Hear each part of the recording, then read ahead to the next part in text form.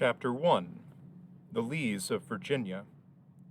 The Lees of Westmoreland County, Virginia, are a family with a long tradition of public service. Genealogists dispute whether they derive from the Shropshire Lees or from some other branch of the English stock, and are prepared to trace their descent from one of William's Norman adventurers who fought on the field of Hastings. Robert Lee took no interest in these researches. It was sufficient for him that he had inherited an honored name, which he was determined to hand on untarnished to his children. When he had done more than his distinguished forebears to make his name illustrious, there were not wanting those who, from affection or from less worthy motives, were ready to nourish in him those little vanities to which even the greatest among us are usually susceptible. One of these gentlemen had prepared a tree of the Lee family and had communicated the result of his labors to Mrs. Lee with a proposal for publication. From the trenches of Petersburg came an answer in February of 1865. I have received your note. I am very much obliged to Mr. for the trouble he has taken in relation to the Lee genealogy, and have no desire to have it published, and do not think it would afford sufficient interest beyond the immediate family to compensate for the expense. I think the money had better be applied to relieving the poor. Such being the opinion of the man most concerned, we need not be anxious to match the exact shade of blue in his blood, but my purpose being to portray the nature and quality of Robert E. Lee's generalship, it is of interest to trace to their origin certain of the characteristics which appear in the soldier. Amongst those which he owed to his forefathers were a sturdy spirit of independence, a steadiness to sacrifice all for a cause, and a high sense of duty to the state. The immediate ancestor of the Lees of Virginia, Colonel Richard Lee, migrated in the reign of Charles I. In a first expedition of investigation, he was so charmed with the country and convinced of its possibilities that in 1641 he determined to make his home there. He gave himself to the service of the colony and became Secretary of State and a member of the Privy Council in Virginia. A convinced royalist, he, when the Revolution came in England, assisted Governor Berkeley to hold Virginia for the crown, so that after the execution of Charles I, Cromwell had, in order to reduce the colony to subjection, to send a military expedition across the Atlantic. Berkeley was removed from his post, while Richard Lee, unable to resist but unwilling to surrender, chartered a Dutch vessel, sailed for Holland, and there gave up to him, whom he at once recognized as Charles II and his lawful sovereign, the governor's commission, receiving from the exile a new warrant in its place. On Cromwell's death, and 2 years before the Restoration took place, he helped Berkeley to proclaim Charles II King of England, Scotland, France, Ireland, and Virginia. Colonel Richard Lee's second son, Richard, inherited the Virginia property. He became, like his father before him, a member of the Council of the State, and had 6 sons and 1 daughter, of whom the 5th son, Thomas, succeeded by his energy and ability in establishing the fortunes of the family. Successful in affairs, he rebuilt the home of the Virginia Lees, making Stratford an imposing house and a scene of typical Southern hospitality. The Hanoverians, eager to conciliate the descendant of a staunch adherent of the House of Stuart, treated him with special favor, and he became president and commander-in-chief of the colony, and was eventually nominated its governor, though he died before the royal commission reached him. President Thomas Lee had 8 sons, almost all remarkable men. It was of them their neighbor and friend George Washington wrote, "I know of no country can produce a family all distinguished as clever men as are Lees." 2 of these brothers, Richard and Francis, were signers of the Declaration of Independence, while Richard was the mover of the famous resolution of June 10, 1776, that these colonies are and of right ought to be free and independent states. An uncle of these two distinguished men, and the youngest of President Thomas Lee's brothers, Henry by name, was grandfather of a more famous Henry, the Light Horse Harry of the Revolutionary War. Harry was not only a gallant and able leader of cavalry, he was an eager and judicious politician, a man of taste and judgment, and a keen student both of classical and contemporary literature. After the war, Harry Lee was elected to Congress and was chosen to deliver the commemorative address on the death of Washington, in which occurs the well known description of the father of his country as first in war, first in peace, and first in the hearts of his countrymen. In 1778, Light Horse Harry took a leading part in urging his state to adopt the Articles of Confederation. But 20 years later, he showed himself to be a zealous advocate of state rights, declaring certain federal laws then under consideration to be unconstitutional, adding that if his opinion was correct, Virginia had the right to reject them. Virginia is my country. Her I will obey, however lamentable the fate to which it may subject me. He had previously held, for 3 years, the office of Governor of Virginia, and his words had the authority of a doctrine to be handed on with consequences of which he had not dreamed to his then unborn son, Robert. Harry Lee married twice. His first wife was a cousin of the daughter of President Lee's eldest son, the owner of Stratford. His second wife, and Robert's mother, was Anne Hill Carter, the daughter of Charles Carter of Shirley on the James River, the head of a well-known Virginian family. One of her great-grandfathers, Alexander Spotswood, had fought with Marlborough at Blenheim and had been sent to Virginia to be its governor. Robert, the fourth son of the second family, was born at Stratford on January 19, 1807, when his father was 49. The father's health took him to the West Indies, away from his family, when the boy was barely out of his infancy, and Harry Lee died when Robert was 11. The child, therefore, owed little to the personal counsels of his father, but it is not unusual to find that the influence of a distinguished and dead parent, especially when transmitted through a devoted woman, is greater than that of a living father, and Robert seems to have absorbed his father's political opinions as naturally as he did his mother's moral teaching.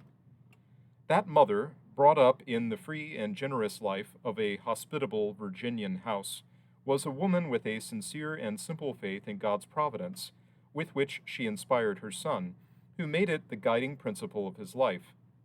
It happened that the elder brothers left the house to make their way in the world, and Robert devoted himself to the care of his mother, whose health was indifferent.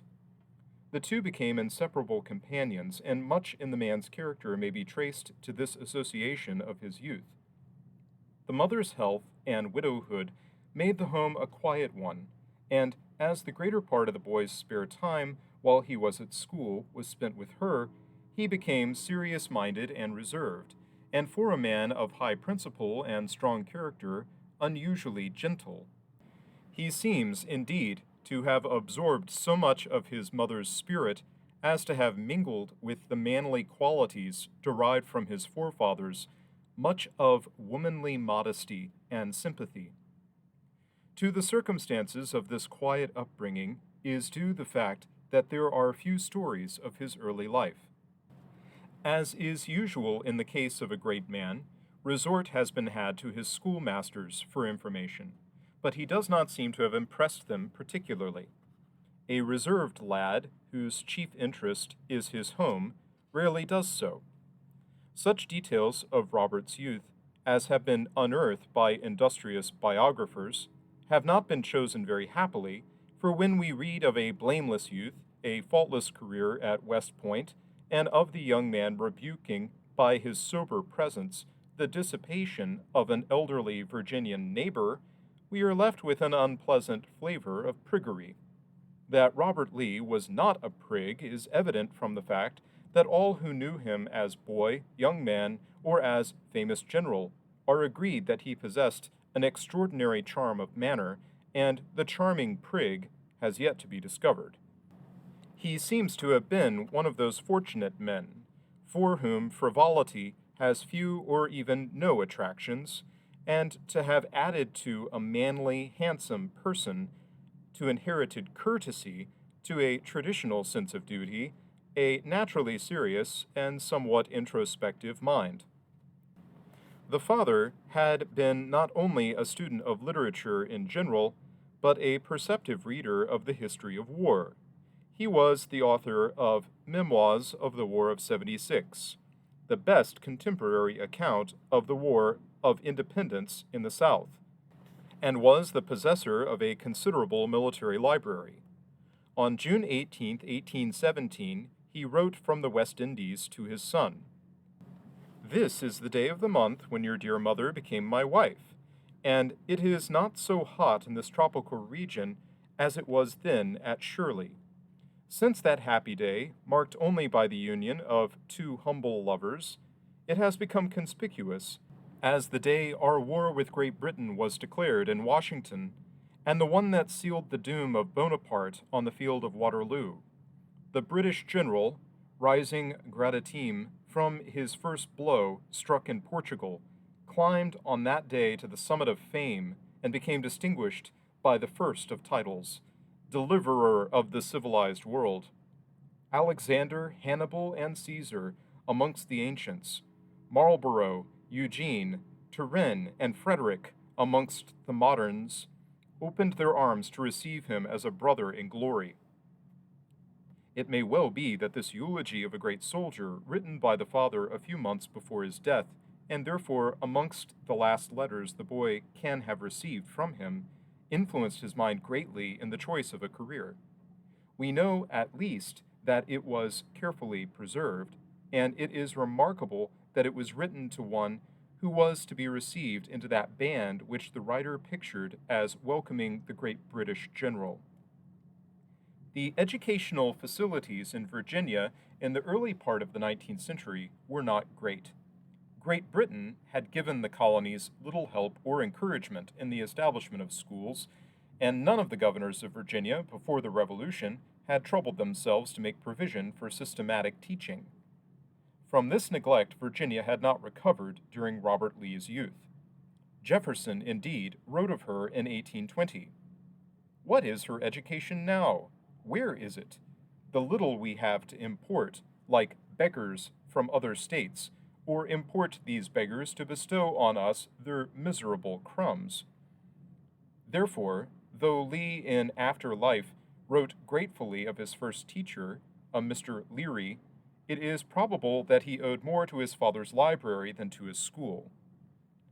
As a younger son, he could not look to the inheritance of estates, and had to earn a living. But, while his family had few, if any, connections with the business world, and its traditions pointed to the public service as the career for its sons, Robert Lee had none of the facility of expression which distinguished his father and his great-uncles, and this lack, together with the reserve, which may have been its cause, put the law out of court when Robert's choice of a career was in question. It was natural, therefore, that the father's military achievements should appeal to him more than his political distinctions. Further, Robert had been brought up in the country, and his one recreation of which there is record was riding. He loved a good horse and a good hunt. Therefore, a career which would keep him in the open and in the saddle was to him attractive. In 1825, when he was 18, he entered the United States Military Academy at West Point. If the schools of Virginia were, during Lee's youth, to seek, the training at West Point was altogether admirable and could indeed challenge comparison with any contemporary military school in the world.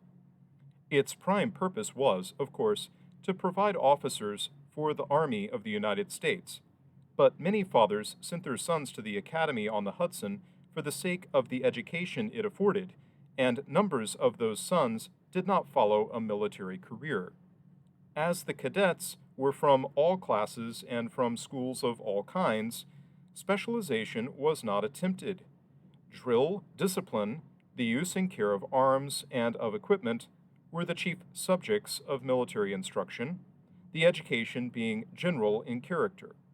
A high standard of drill was exacted, and no smarter body of youths on parade were to be found anywhere.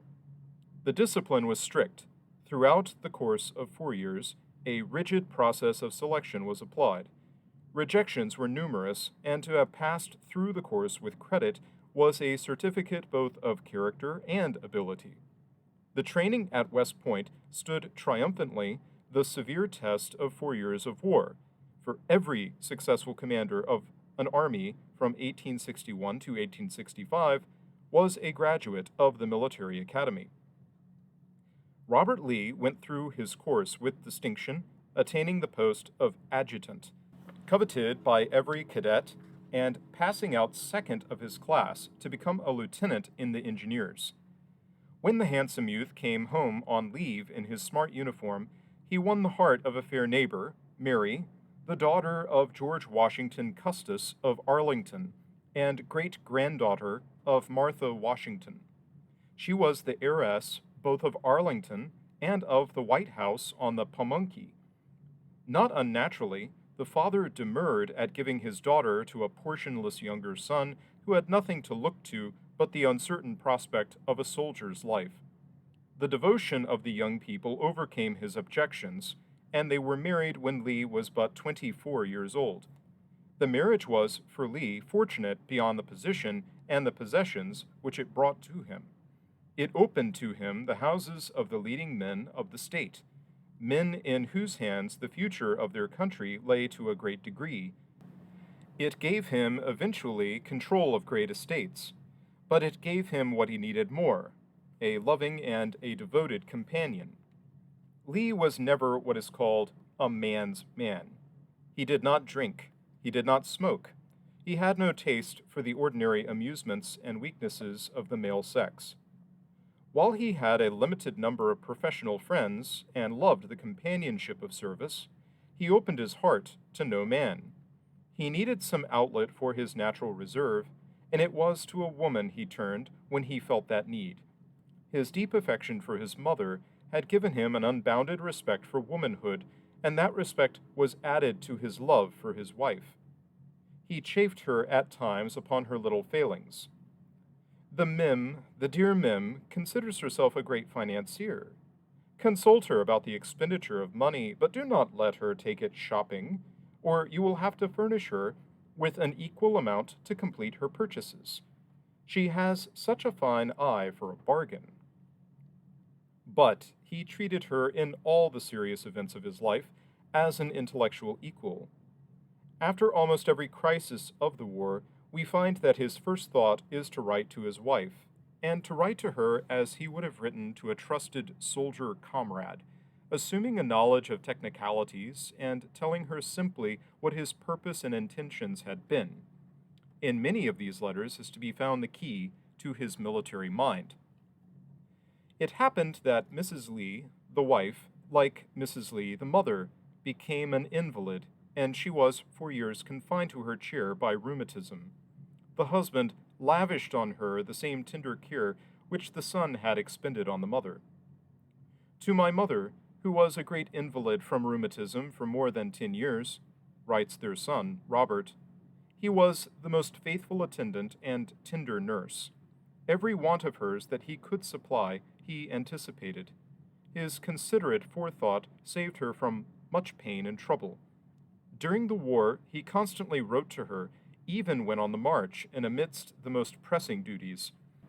Every summer of their life in Lexington, he arranged that she should spend in the neighboring mountains, as much that she might be surrounded by new scenes and faces, as for the benefit of the waters.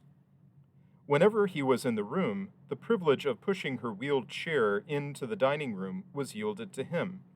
He sat with her daily, entertaining her with accounts of what was doing in the college and the news of the village, and would often read to her in the evening.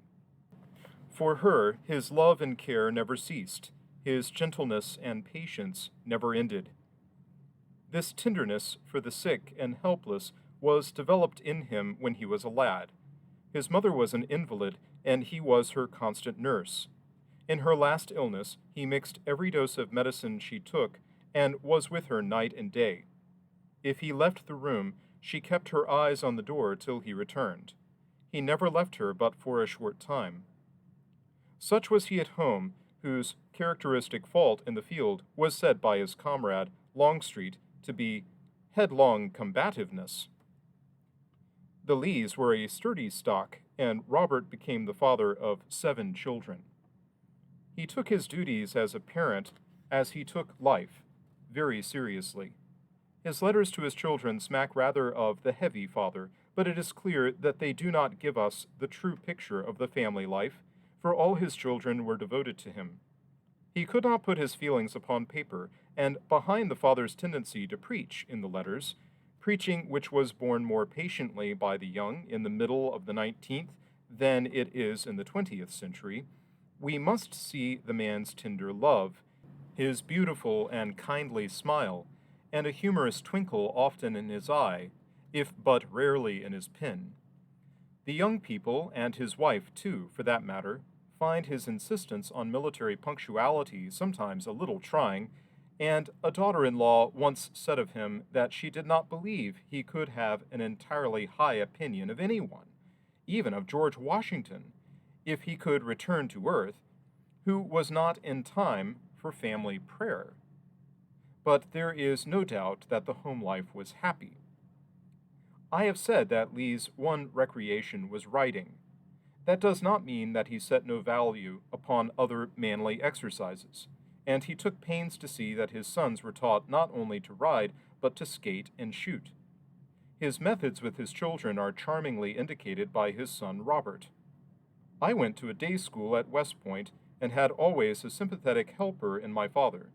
Often he would come into the room when I studied at night, and sitting down by me would show me how to overcome a hard sentence in my Latin reader or a difficult sum in arithmetic, not by giving me the translation of a troublesome sentence or the answer to the sum, but by showing me step by step the way to the right solution. He was very patient, very loving, very good to me, and I remember trying my best to please him in my studies. When I was able to bring home a good report from my teacher, he was greatly pleased, and showed it in his eyes and voice, but he always insisted that I should get the maximum, and that he would never be satisfied with less. I cannot but think that Lee would have taken more pleasure in this homely tribute than in all the praises lavished on his generalship. Such, then, was one side of Lee's private life, but there was another at which I have as yet barely hinted, a side more dominant than even his love of wife, children, and home, and that was his love of God. He believed in the living God, the Father, the Judge of the earth. He had not the smallest doubt but that to God all things were possible, that by faith mountains might be moved. He had been brought up and remained an Episcopalian, but for him dogmas had no attraction. He abhorred religious controversy because, as he said, it led to unchristian feeling, and he had a deep respect for the religious convictions of others.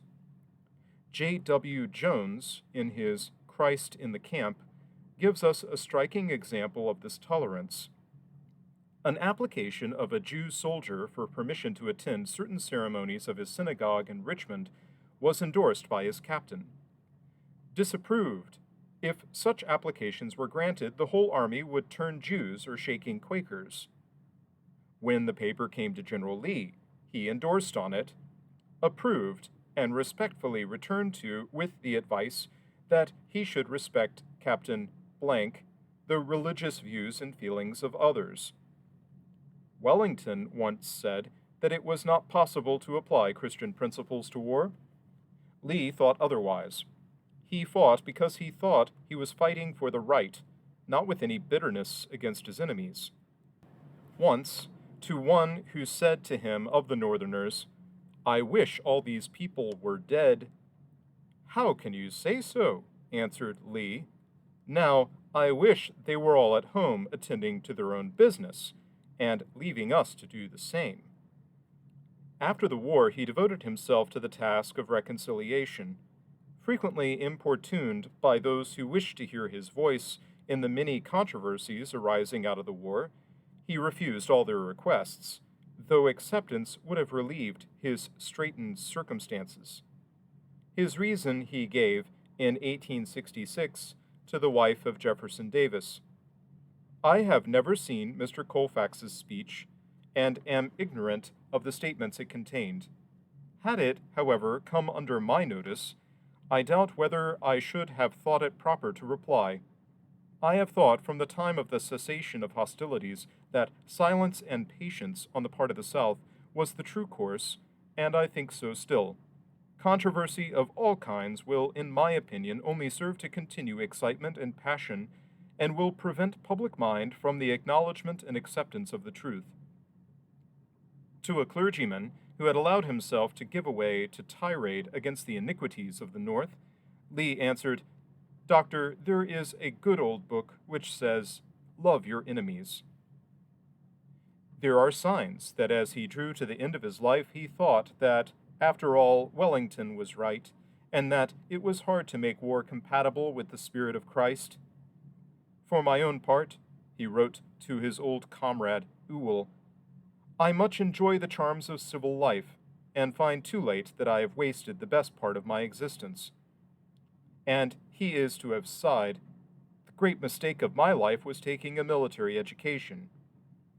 If Robert E. Lee, soldier and Christian, was such as every man in arms would wish to be, he was not a happy warrior. At any time in his life, it would have given him more joy to have won a soul to God than to have gained victory. I agree with Mr. Gamaliel Bradford that Lee had one intimate friend, God.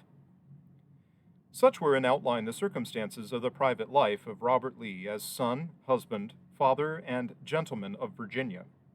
His career as a soldier ended in disaster, and behind his life as a citizen there lurked the shadow of tragedy.